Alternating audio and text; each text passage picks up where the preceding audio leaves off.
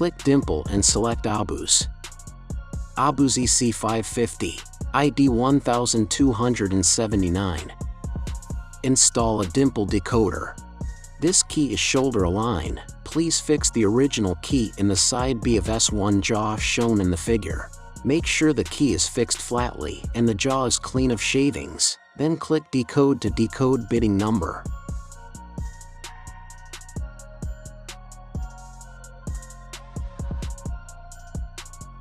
After decoding is done, please fix a new key blank in the side B of S1 jaw shown in the figure.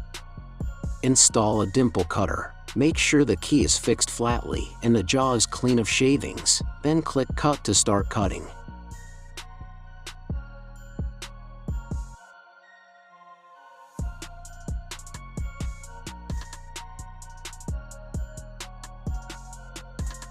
After cutting is done, please clean the shavings on the jaw, otherwise it will affect the cutting accuracy. Then fix the other side of the key blank in the side B of S1 jaw shown in the figure. Make sure the key is fixed flatly and the jaw is clean of shavings. Then click cut to start cutting the other side.